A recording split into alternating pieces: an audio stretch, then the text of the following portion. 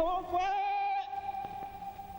真阳人民真火，今天等你了。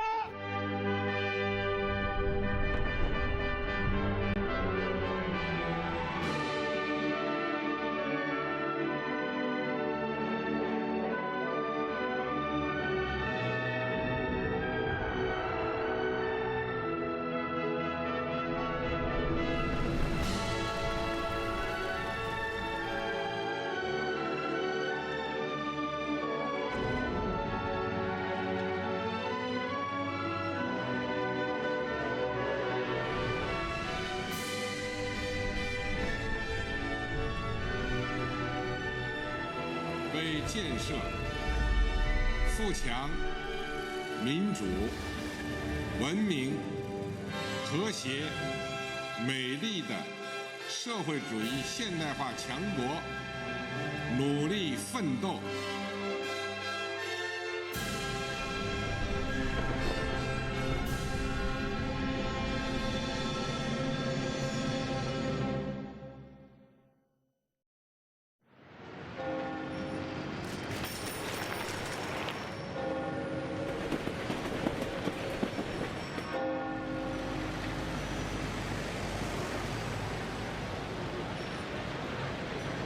With the end of the Cultural Revolution, China had reached a turning point.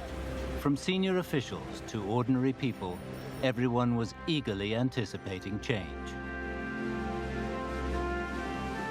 In a historic move, the third plenary session of the 11th CPC Central Committee shifted the country's focus to economic construction and adopted the policy of reform and opening up.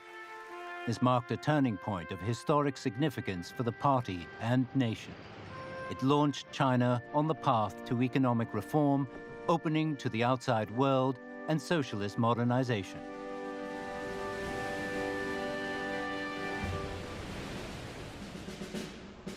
After 30 years of unremitting hard work, the People's Republic had secured the material and technological basis from which to launch this program. It had also acquired the necessary experience. Now the country faced the great challenge of further developing and building socialism. The reform and opening up mobilized the population, accelerated the emancipation and development of the social productive forces, and helped China catch up rapidly with the rest of the world. These changes had a profound impact, not only on China, but also internationally.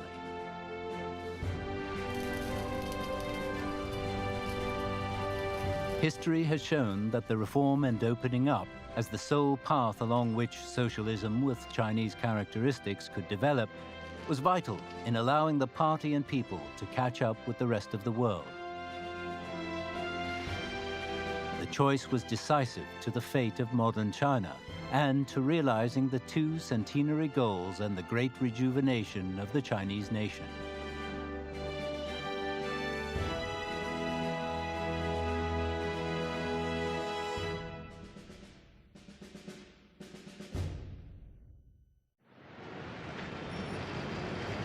In 1976, the Year of the Dragon, was a momentous year in the history of the Chinese nation. On October the 6th that year, thanks to resolute action by the CPC Central Committee, the Gang of Four was crushed. 10 years of chaos were brought to an end, and the whole nation celebrated.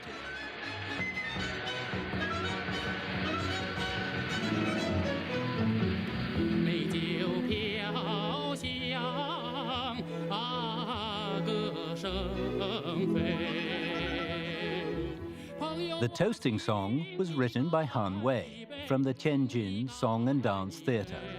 That day, he and his colleagues had attended a parade. On their return, they found food and a bottle of baijiu liquor on each table in their canteen.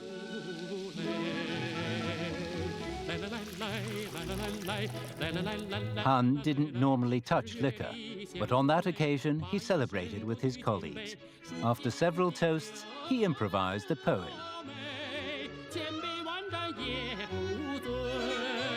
His colleagues loved it and urged him to turn it into a song. Han wrote the first draft that same night. His old partner, the composer Shi Guangnan, wrote the melody. She never touched alcohol, but it was said of the resulting song that it was intoxicating. The song touched people's hearts. It dispersed the clouds that had hung over them and described the good life that awaited them.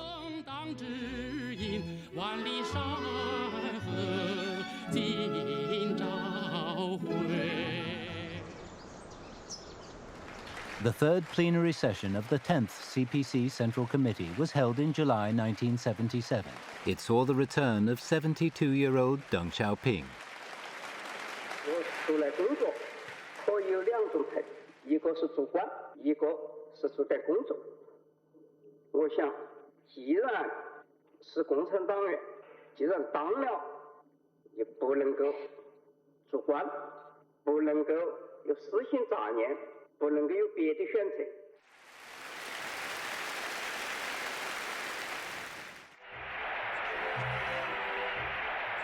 On July the 30th, 1977, Deng Xiaoping appeared in the stands at the Workers' Stadium in Beijing during a football match. A Japanese reporter describing the scene wrote, "Instantly, the tens of thousands of spectators looked away from the match and stood up, applauding him warmly."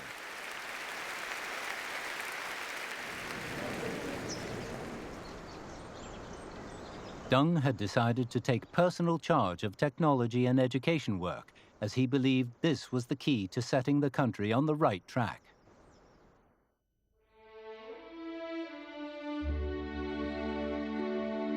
On August the 4th, 1977, he presided over a forum on science and education. At it, several scholars demanded that the college entrance examination be restored.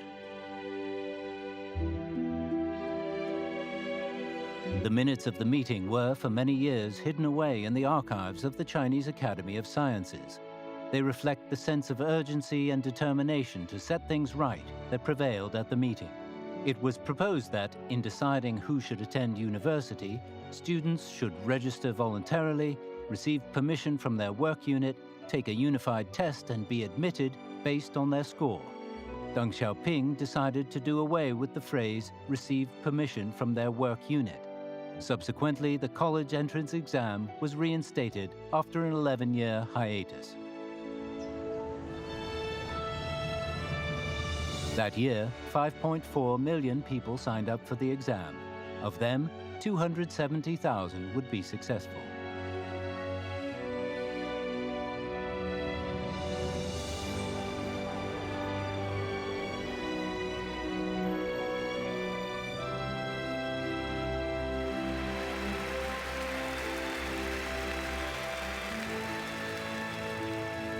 My father 下班回家，我们都已经躺下睡觉了。我爸爸回来特别晚，他就跟我们说：“你们大队书记，来电话了，说有一份录取通知书送到了你们大队。”哎，当时我们全家人全都醒了，我的弟弟妹妹还有我妈妈姥姥，哎，全醒了，特别的这个兴奋，然后就问这个通知书写的是哪儿。我爸就说当时地址写的是南京路1号，我就想南京路1号是不是就是我的第一志愿中国医科大学？我第二天我赶紧就用1毛钱坐了环路5轨到了中国医大下车。那么在学校的大门口一看，那地址就写的南京路1号，我当时眼泪就出来了，一下子视力就模糊了，就站在那儿久久的都不会动了。原来做梦都想不到有上大学的一天。就上大学，我整整半年，我就像在做梦一样，不敢相信我进了大学。我在川大走，我都不相信这是梦啊，是现实啊，我都想掐自己一把，就那种心情。In March 1978, with the spring sun on their faces, the 270,000 new students arrived on campus, ready to start a new life.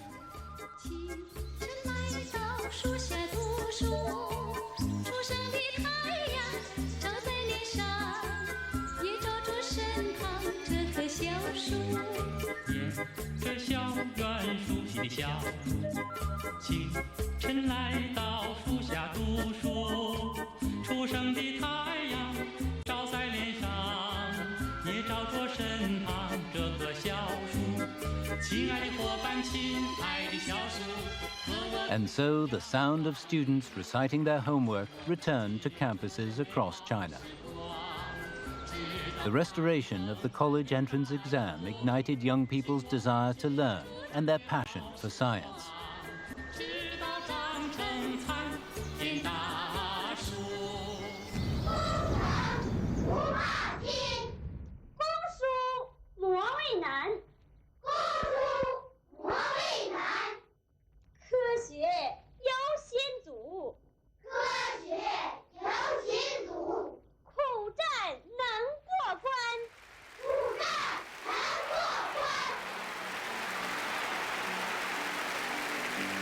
In March 1978, 5,500 representatives attended the first National Science Conference in Beijing. Old friends, former classmates, teachers and students were reunited. After a decade or more apart, emotions were running high.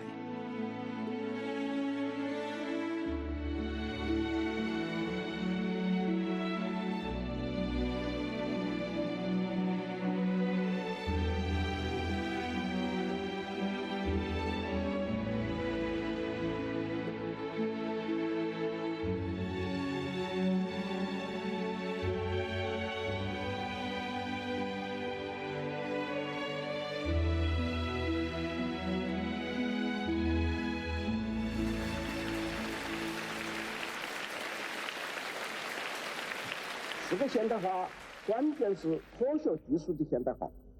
现代科学技术的发展使科学与生产的关系越来越密切了。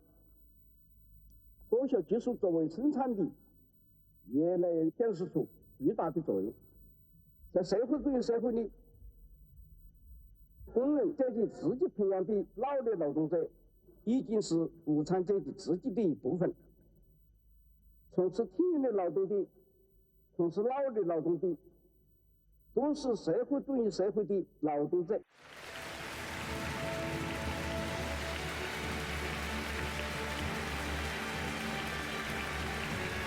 The writer Ma Shi-tu described the reaction to the speech. He received a huge round of applause when he described science and technology as productive forces. Greater applause for saying that scientists are workers, and particularly enthusiastic applause for they are part of the working class. And when he said, "I am willing to be your director of support services," the applause was loud and prolonged.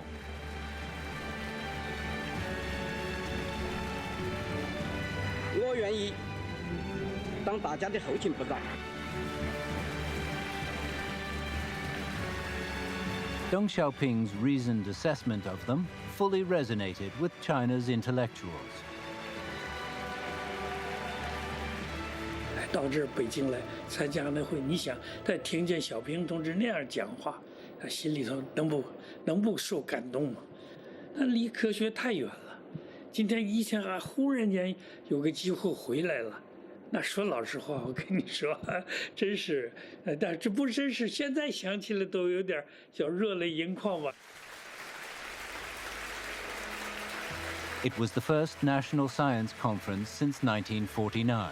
86-year-old Guo Mo, the director of the Chinese Academy of Sciences, defied illness to attend. He wrote a short celebratory poem after the meeting.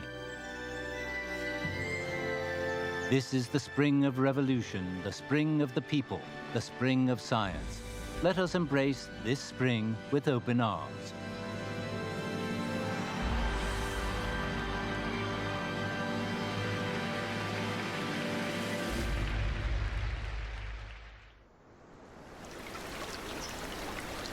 However, spring still hadn't quite arrived. Historical progress can sometimes be subjected to tremendous inertia. China needed to change track quickly. But the two whatevers, which called on people to closely follow Mao Zedong's decisions, were becoming a serious impediment to people's forward thinking. Deng Xiaoping still had not returned to a position of leadership. But in a letter to the CPC Central Committee, he wrote, From generation to generation, we should take genuine Mao Zedong thought as an integral whole and apply it in guiding our party, our army, and our people. He added, however, that the two whatevers do not accord with Marxism.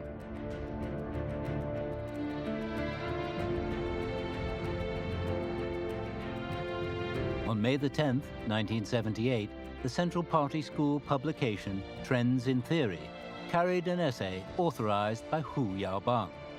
It was titled, "Practice is the Sole Criterion for Testing Truth." The next day, it was released for the general population to read in Guangming Daily and through the Xinhua News Agency. People's Daily and the People's Liberation Army Daily soon followed suit. The 5,000 Chinese character essay attacked the two whatevers and sparked a nationwide debate on the criterion for truth.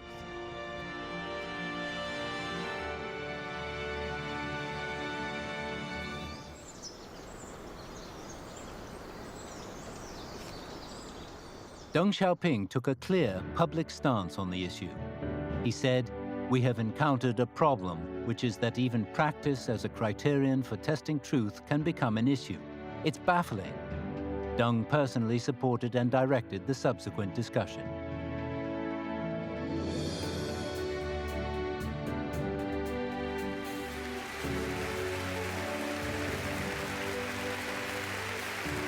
At the All-Army Conference on Political Work, held on June 2, 1978, he said, "Seeking truth from facts, always proceeding from the reality and integrating theory with practice is the fundamental point of Marxism and Mao Zedong thought." He went on, "We must set things right and cast off our mental shackles so that we can truly emancipate our minds."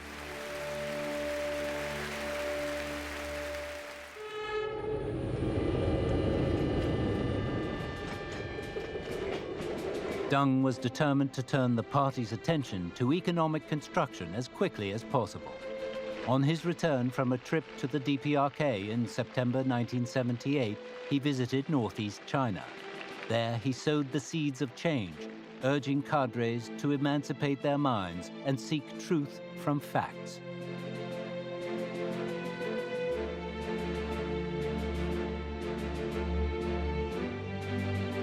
At the same time, Chen Yun, Ye Jianying, Li Xianyan, and other old revolutionaries expressed their support for the debate on the criterion for testing truth.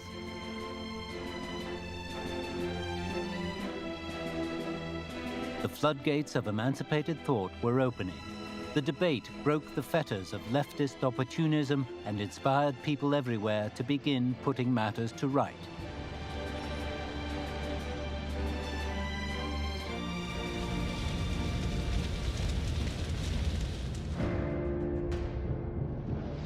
In the 1970s, science was advancing rapidly around the world, bringing new opportunities. By 1978, Microsoft had already been in business for 2 years, and in Germany, digital printing was replacing printing presses.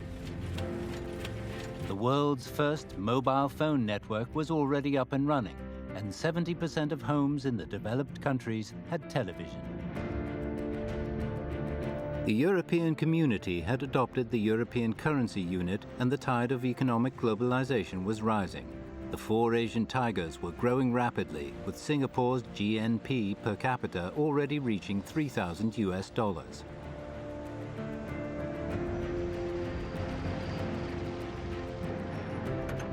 China, despite being home to a quarter of the world's population, accounted for just 1.8% of economic output and 0.75% of exports.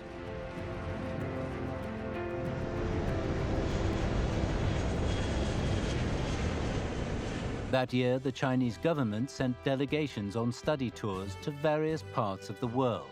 In the course of little more than a month, Premier Gu Mu led a delegation to 5 countries, including France, Switzerland, and West Germany.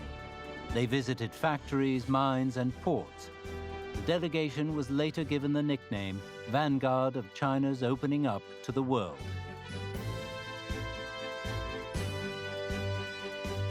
It was with a sense of shock that the Chinese people got their first real view of the world.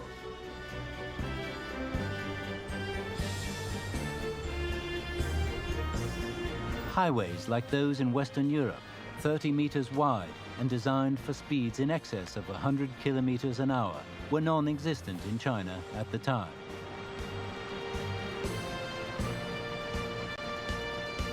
Deng Xiaoping was also very active. In the space of 2 months, he visited 6 Asian countries, including Japan, Thailand, Malaysia, and Singapore. There he witnessed at first hand the rapid regional development.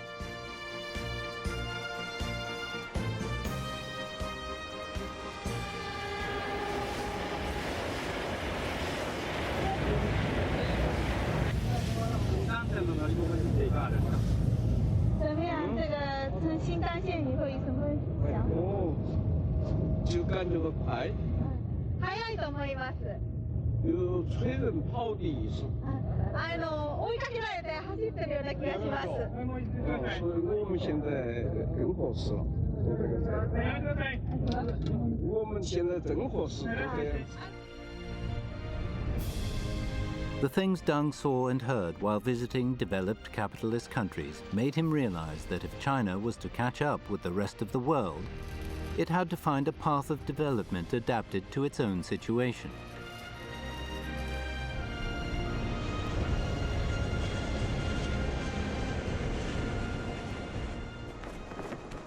On November the 10th, 1978, a central working conference was held in Beijing, attended by more than 200 senior cadres.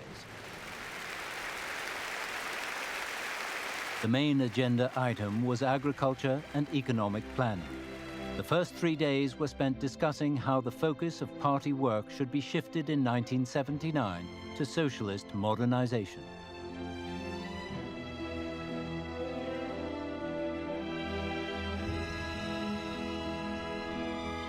On the third day, November the 12th, Chen Yun pointed out that stability and unity were key if the shift in focus was to be smooth. But how could stability and unity be achieved? The major historical issues still lingering from the Cultural Revolution and the mistakes of the leftists still had to be resolved, as did the question of the merits and demerits of certain key leaders.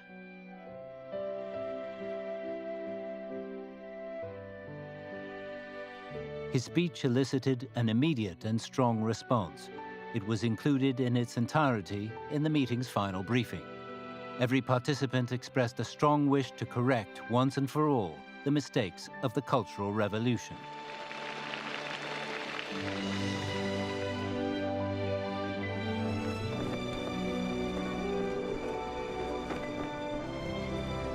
It was a historic turning point when the CPC faced new opportunities and needed to solve a number of new problems and set a course for development.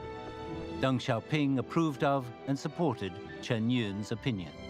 The meeting ended with a commitment to setting things right in the ideological, organizational, and political spheres.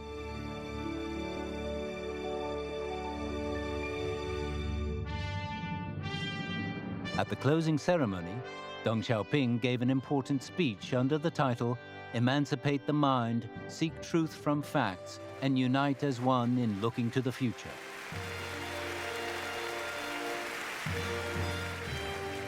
一个党、一个国家、一个民族，如果一切从本本出发，思想僵化、迷信盛行，那它就不能前进，它的生机就停止了，就要亡党亡国。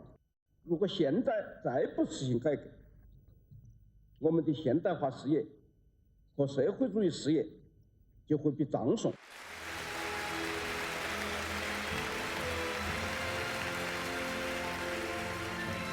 The speech was like a strong wind, clearing away the clouds that had cast a shadow in the minds of the Chinese people. It pointed out the development direction China should take and became the de facto work report for the third plenary session of the 11th Central Committee of the CPC.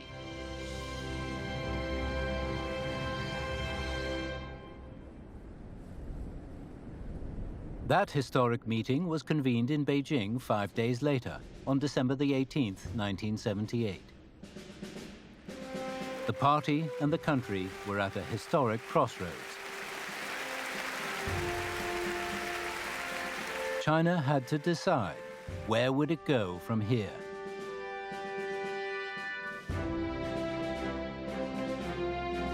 The meeting decided that the party and country should shift their focus to socialist modernization and concentrate on the strategic decision to reform and open up. These decisions, which concerned the country's fate, reflected the objective needs of the era, as well as the urgent hopes of the party, the army, and every ethnic group.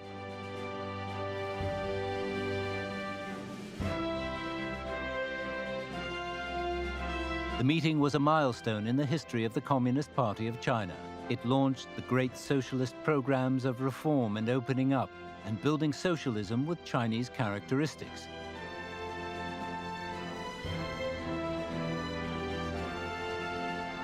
China had entered a new era of socialist development.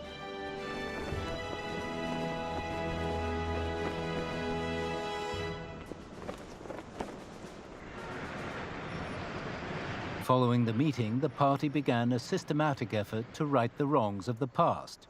2 days after it ended, Peng Dehuai and Tao Zhu were rehabilitated post-mortem, and a memorial service was held for them.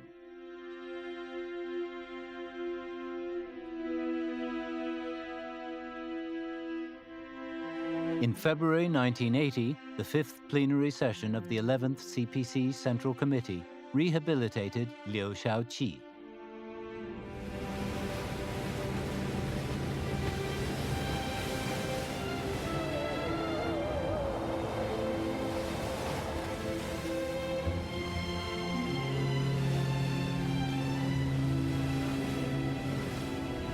With the wrongly accused being rehabilitated and old mistakes being corrected, many wounds could begin to heal.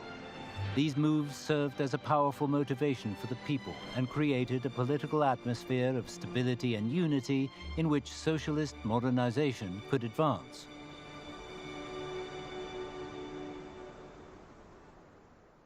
在邓小平同志和老一辈革命家支持下，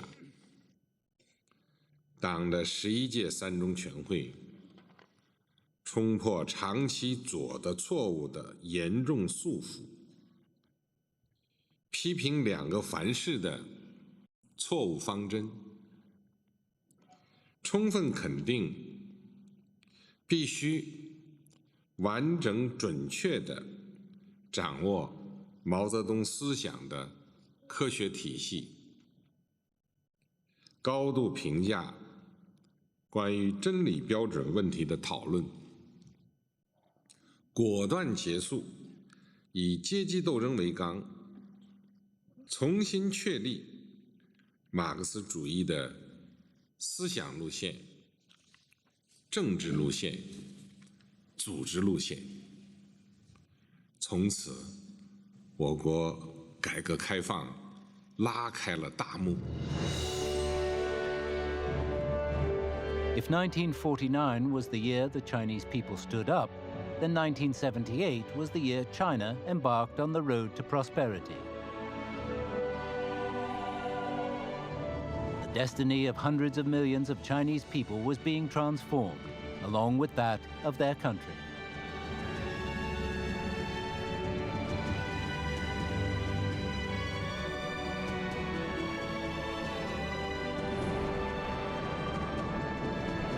(1978) was the year when China embarked on a new course in the construction of socialism with Chinese characteristics.